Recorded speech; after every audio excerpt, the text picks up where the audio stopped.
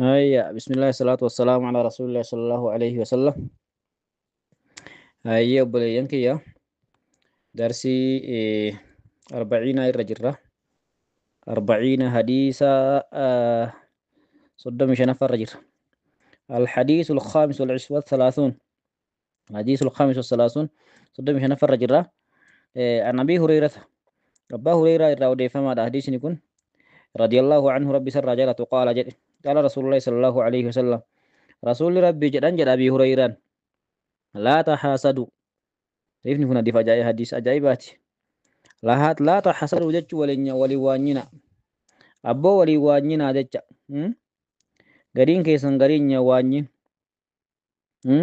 قراني ربي obboleessa keetii kenne ka diinaa ka duniyaa ka cilmii ka beekumsa isaan hin dadhabin jecha isaan hin dadhabin aslii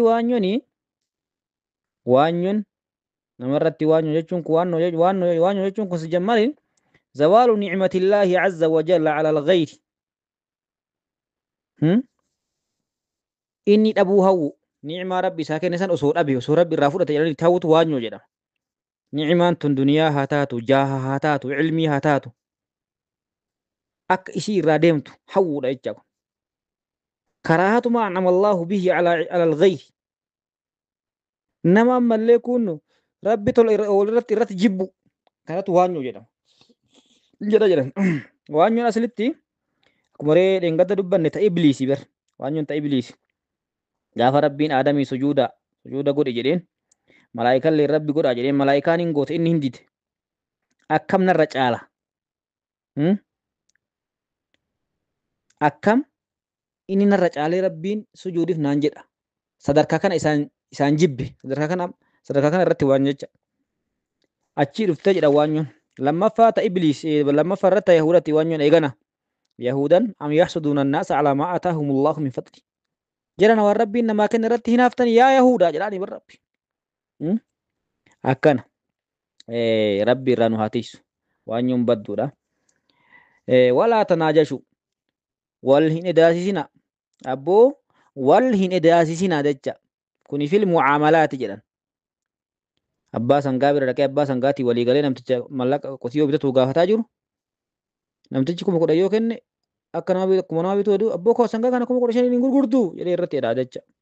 kunillee wal edaasisuu jedhama akka hin eda'ee fudhatuufi bar kanas rasuulli irraa dhoogge haraama walaa tabaaqadu wal hin jibbina wal hin jibbina yaa jaranahu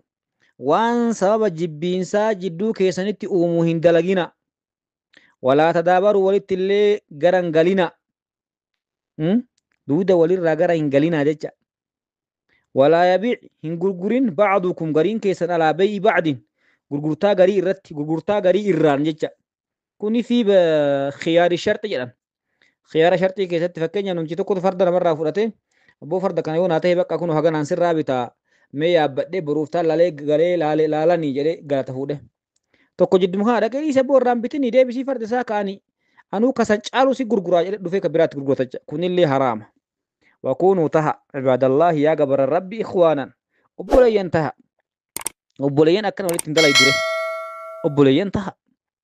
المسلم مسلمني أخو المسلم وبليس مسلماتي لا يظلمه إسميد وبليس ميد أري ميد ولا يقول بليس ده ولا يخذله إسلي تمسون ديس أدوية لا تسديس براندي مدجع ولا يكذبه جتون التنكجب وجتو وان كجبا إستنهاسو ولا يحقره إسلي تفته التقوى ها هنا رسول ربي صلوات ربي وسلامه عليه التقوى صدر ربي ها هنا رسول ربي قاسنا كيك غرق ما يساجج تقوى الله عز وجل في القلب وليست في اللسان صدر ربي قلبنا ما كسرت مالي الرب رنجر تبر ولا في الجوارح قامر اللي تبر وانما اللسان والجوارح تابعان للقلب جنا قبل قلب امير جنة مري وامر كست رسول الله كذا ويشيرنا كي رسول الله تكنا يقول التقوى ها هنا ويتجلو كان غرق ما يسا ويشير الى صدره غرق ما يسان كي رسول الله 3 مرات يرسله بحسب امرئ ججون غيا نمتچاف من الشر شر إرّا وان قد دلق نمتج يوم التي أن يحقر أخاه المسلم أبوليسيسا مسلمة تفتون